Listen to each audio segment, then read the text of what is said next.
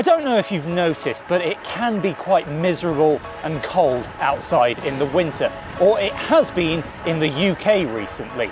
But this makes it absolutely the perfect time to do upgrades to your nice, fast summer race bike. And there are some really simple ways that you can do this. If you follow these tips, it can save you serious watts.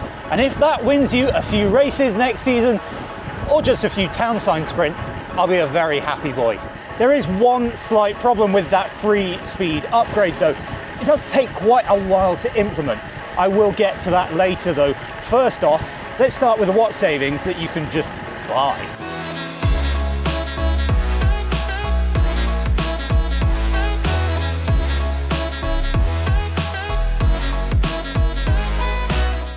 I'll start with one of the biggest upgrades that you can make to your race setup, and that is the frame set. Getting this right is really important. It's going to be one of those big purchases that you make in cycling. And for a fast racing setup, there are two ways that you can go here. Firstly, you can go for the full aero option. Now that's going to be the fastest on flat and rolling roads. But most pros these days seem to opt for the second option, a lightweight aero bike, like this one. Our friends at Windspace have provided me with their latest SLC3 frame set, which is one of the frame sets that kind of combine low weight and enough aero optimization to apparently make it as fast as Windspace's T1550 aero bike. They've sent me this because unpainted, a size medium frame weighs a claimed 699 grams. Not only is this 80 grams lighter than the previous version, but it also gets close to the frame weights of some of the big name brands. But a lightweight frame is absolutely useless if it's as stiff as a wet noodle. So getting something that can handle the wattage that I'm sure you're currently building in the gym, it's really important. Now, the SLC3 apparently uses a mix of T1100, T1000, M46 and M65 carbon for the frame set, with improved stiffness in key areas. Windspace even claim that the head tube and bottom bracket here are stiffer than the Tarmac SL8. Throw a low weight together with some aero tube shapes and you've got a very good starting point for a bike build that will be fast everywhere. Oh, and I know that there is a perception around buying frames straight from Asia, but Windspace has dealer networks in loads of countries to handle builds, custom orders, and warranty claims.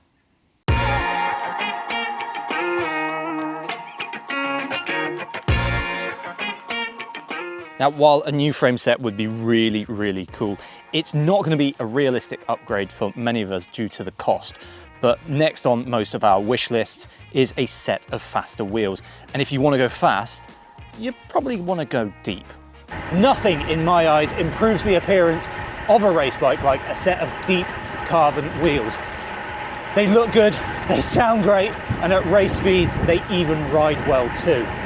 This is Windspace's latest set of hypers. Now, I've got the 67mm depth, and oh boy, do they look good with those GP5000s. Whoa. But if you do go for a wheel set this deep, you do need to be careful to get something that is also quite wide. It just helps a little bit on windy days. And if current trends are to be believed, there is a speed benefit too. Now, to help keep the bike in check, Windspace has gone with a business in the front and party in the back approach. You've got different rim profiles, front and back, basically. Now, this definitely adds manufacturing costs, but it's what many of the big brands are also doing.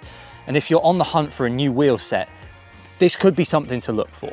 The external width of these rims is just over 28mm, which matches very nicely with the width of the tyres. It's not going to make a huge difference, but every watt helps when you're trying to go super fast.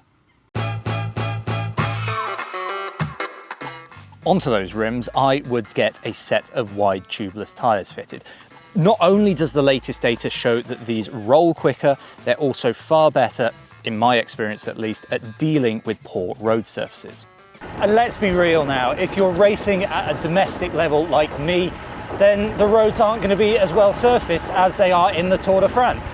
And if you ride those surfaces at really high pressures on narrow tyres, then you're just going to get beaten up over the course of a ride and it will sap your energy. The latest data also suggests that tubeless is the way to go if you're focused on lowering rolling resistance. That probably won't surprise you, but hookless tubeless rims have come in for a bit of heat this year. Yeah. Windspace have opted for a hook design here, so you'll have a huge choice of tyres and you can even run clinchers if you're feeling old school. In my opinion, tubeless inserts are a very good idea if you're racing. If you puncture in the middle of a bunch, they're going to keep you and everyone around you just a little bit safer. And no, they're not going to prevent blowouts in very extreme cases, but they are just a good, small security measure. So, if you're racing and you haven't already, I'd say try wider tubeless tyres next year. Okay, so those are some key upgrades that you can make to your bike, but absolutely nothing will save you more watts at high speed than making yourself all aero and narrow at the front. And there is one component which is king here. It's your bar, and it probably needs to get narrower. The whole point is to reduce your frontal area, and I cannot really dig into how much that is going to help you. When I went to the wind tunnel with a load of the fanciest aero kit, reducing the amount of air that was just hitting me helped us save over 70 watts, and 2 of that was just fitting a narrower bar. That's great saving. This one is Windspace's Zero SL bar. It's a very nice looking bit of kit that has a 380mm width. It's a fully integrated design for a very sleek look, and the thing is, well, having it is crucial to allowing you to ride in an aero position. Generally, a narrower bar is paired with a lower front end, which could come in the form of reducing the number of spaces under your stem, or from using a stem that points down.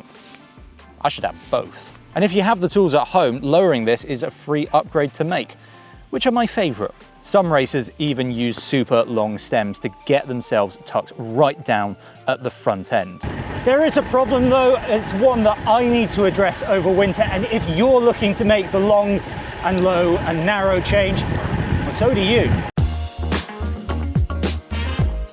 If you dive in at the deep end and make these position changes all at once, it is going to take a while for your body to adapt to simply be comfortable in the position for even more than a few minutes. So my advice is this: make the changes now while it's winter. Then try and ride in your position when you can, especially on easy days like I'm having today, because that means that your body only has to focus on adapting to that new position. Then take yourself to the gym, or at least the floor of your living room, and get used to doing a set of comprehensive stretches and core exercise to allow you to comfortably be in your aero position. You need this. And then once racing season rolls around again in spring, you can build specific intervals into your training. And that way, when you get to the pointy end of a race, you've just stand a chance of producing those mighty watts in a very aero position.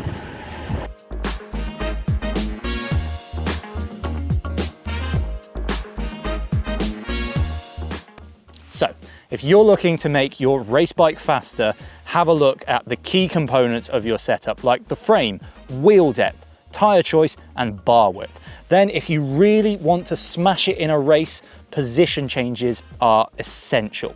Put the work in here, and trust me, the rewards are great. Now, if you want to see a breakdown of the best watts per dollar speed upgrades that you can make, well, this is well worth a watch. Thank you to our friends at Windspace for sponsoring this video and providing the bike that we needed to make it.